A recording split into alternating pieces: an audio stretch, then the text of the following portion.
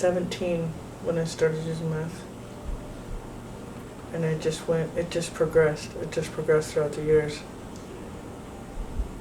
But it took a lot of years out of my life too. It took a lot of years away. And a lot of things out of my life.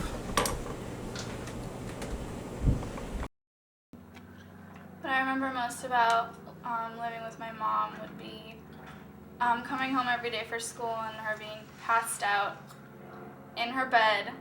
She wouldn't take care of me. She was always gone, and that's what I remember about my mom. Okay, so I remember my parents really weren't there much, so it's like I remember being a parent to my siblings, more or less, like taking care of them, and me being there, the sole. My parents being high. Actually, it was my mom and her husband, so they would just take off and leave, and I don't know how to explain that any more than they just really distant. I mean, as far as when it comes to eating or bathing or any human normal things, we'd kind of be responsible ourselves, and I'd have to be for. I had 3 younger brothers, so yeah. I felt like I had to grow up faster because being that my mom was always in her room, not taking care of me, I would always have to clean up the house. I would have to take care of myself. So I felt I had to grow up faster just because she was never there. My parents were never there.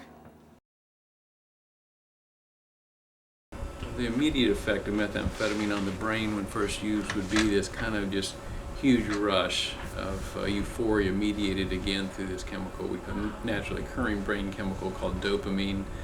Dopamine affects the pleasure centers of the brain, also some of the emotional centers in the deep midbrain, and so initially the brain is in an excited, euphoric state, again mediated through dopamine. When I was using every day, I decided that it's an addiction. The reinforcing effects of methamphetamine are the things that cause it to be so addictive or directly related to dopamine. Dopamine is the active neurotransmitter in the pleasure centers of the brain, and if you really overactivate that area of the brain, there are really few things that can match that degree of euphoria or pleasure, and that really is a reinforcing or addicting part of methamphetamine.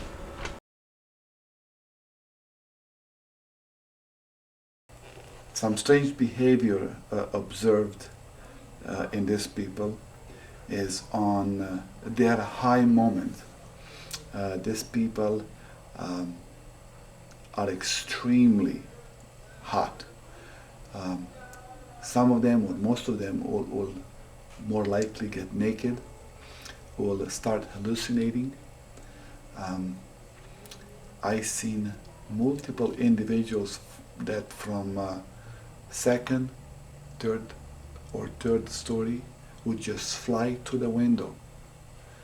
Believe it or not, on the ground they would not feel pain, and they would just get up and go.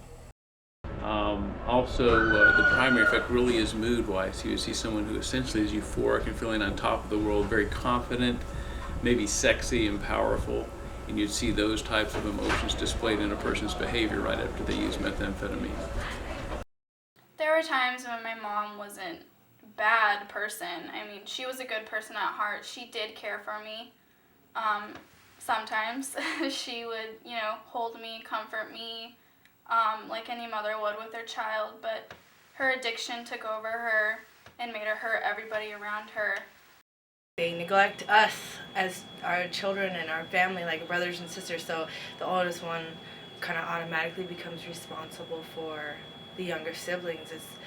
It's the only way that you guys are going to break through and make it, and someone has to be responsible. Well, a lot of people do a lot of things to get drugs, but personally I stole a lot of things. So, and then I dealt drugs. And I mean, I accumulated a lot of charges in between, a lot of charges through the law in between from doing, from dealing and from stealing. So I felt abandoned by my mother because she was never there for me. Since I was 5 or 6 years old, I was constantly taking care of myself. While she was in her room, passed out in her bed, I would steal food from grocery stores because we didn't have any in our house. We had no money because she was spending it all on meth. And so I was alone and I had to find ways to take care of myself.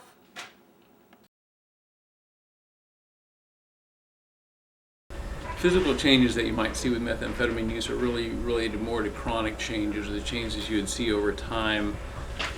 Those would include like meth mouth, or the dental changes with methamphetamine, skin changes. Meth mouth is an accelerated rate of dental decay. A person really kind of avoids or doesn't observe their normal dental hygiene. There's a dryness of the mouth that occurs with methamphetamine use, so there's a desire to use liquids, especially really sweet liquids or sodas.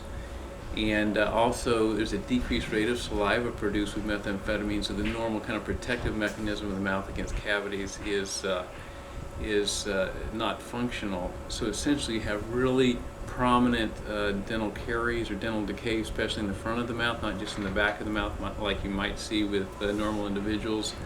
Also, sometimes with methamphetamine use, an individual feels like a crawling sensation in their skin, so there's a lot of picking.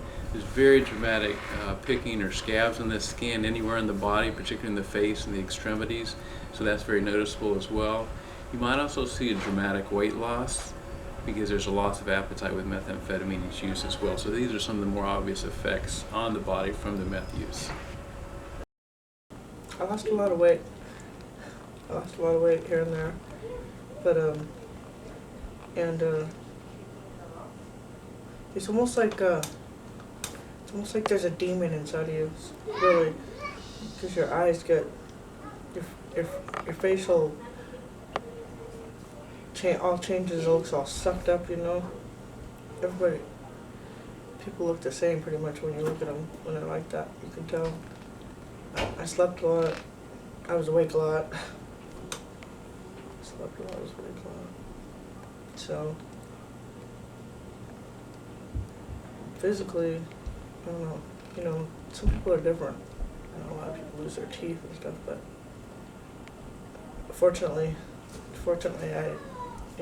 I didn't. But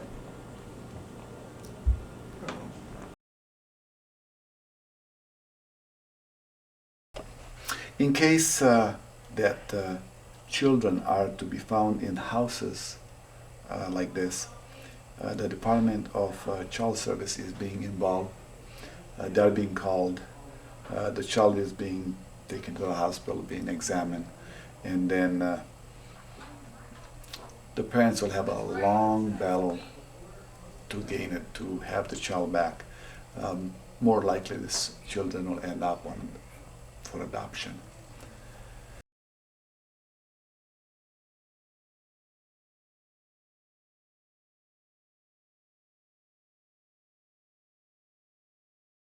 The most vivid memory that I had of my mom and living with her was one day I came home from school and our house was completely, just messy, and it looked as if a tornado had gone through our apartment.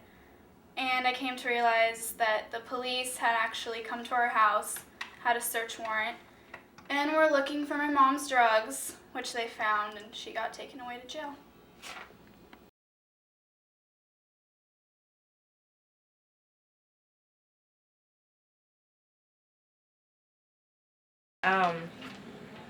At first, I don't know, I want to say 6 years, 7 years, my life was like everybody else's because I lived in a neighborhood where kids got taken away from CPS, kids got beat up by their parents, kids got neglected, and we all would hang out outside, at 6 years old, and just, our parents weren't there, so what else do we have to do besides, be around our siblings or our friends or our neighbors, and My stepdad threatened to rape me when I was young, not that I knew of, but that he was told to my mom. That so I was removed temporarily by my grandparent.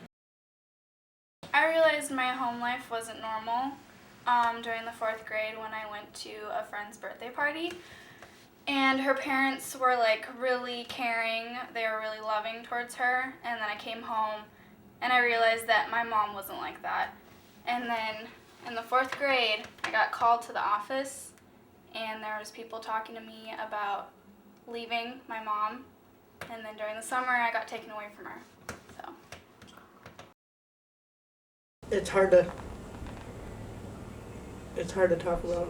It's real hard to talk about. I would never wish anybody that pain. Losing kids like that. It's just like losing a piece of your heart. I don't know my youngest son, Devin, and I see him, but I don't know him. He's 9 now. And my 18-year-old lives over there with his stepmom too. And I don't really know him either. But I don't know.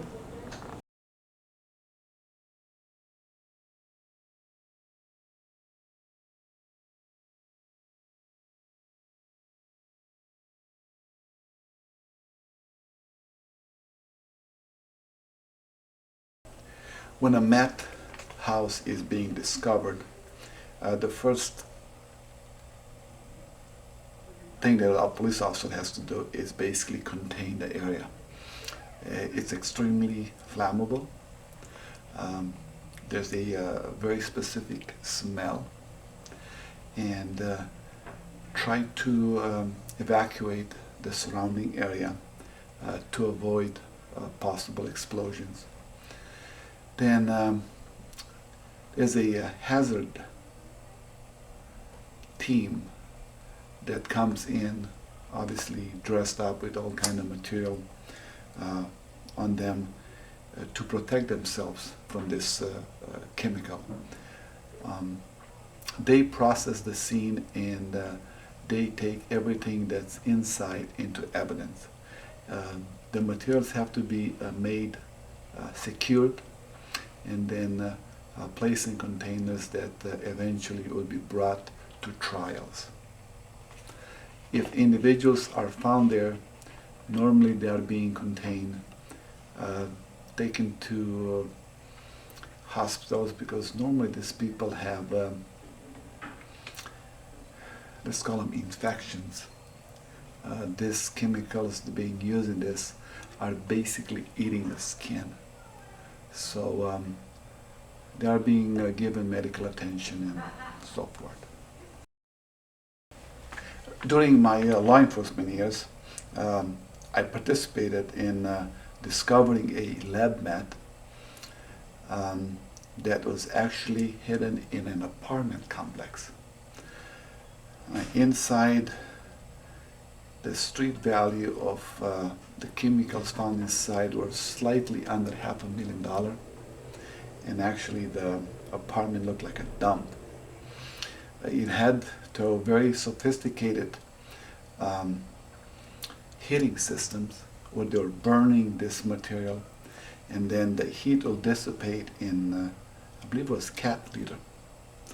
So I went inside not knowing exactly what's going on, but as soon as I discovered what it was, obviously I got out of there, waited for the specialized team to come in, and they removed every single bucket,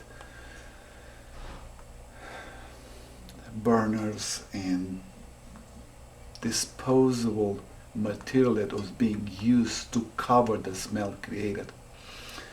And luckily, there was a slight fire that actually started up this investigation, and the people inside panicked and left all this chemicals behind.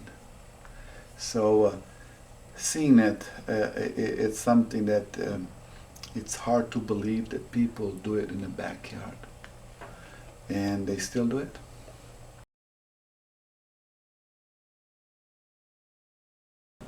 reality is that it's up here. Whether you use it or not, it's right here. It's a conscious decision you make in your mind. Treatment only teaches you. When I went in, I just went into treatment and to figure out why. Why would I pick up using it for 4 years of being clean? And while I was in there, I learned that it's a disease. That the addiction is a disease, and so treatment can only be there to teach you. It can't make you not use. Do methamphetamine addicts ever recover from their use? That's there's not a complete yes or no answer. The more methamphetamine used, the more used at one time, the more risk there is of irreversible effects. We know that if a person were to avoid use altogether after using heavily for a time, if they were to avoid use for at least 2 years, certainly sometimes complete recovery is possible. For a length of time less than that, it's a question mark. Perhaps some degrees of function can be regained and others not. And you certainly see that, so it's a full spectrum. Recovery is possible, but the important point is that methamphetamine in high dosage or high periods of time can cause irreversible brain damage. I'm a drug addict. I will be an addict for the rest of my life. So it's not something that just goes away. It's there. I'll be there for the rest of my life. So what I would say to anybody who is considering starting meth is the consequences are certainly not worth it. It has a very high addiction rate. It's something like 98% from first use. And the consequences are devastating, and I work with the consequences daily, and I can tell you it's absolutely not worth it. Do something good with your life. You don't want to spend the rest of your life doing drugs. My advice for anybody out there who is struggling with their parents because of their addiction to any drugs, it doesn't have to be just meth, would be you got to involve yourself in the outside world, you know? I mean, you don't necessarily have to go down the same path with them, you know, that they are going down. It's like vital that you just involve yourself with the community and stay busy, and one day you'll realize that it doesn't have to be like that and you're not alone. You are definitely not alone.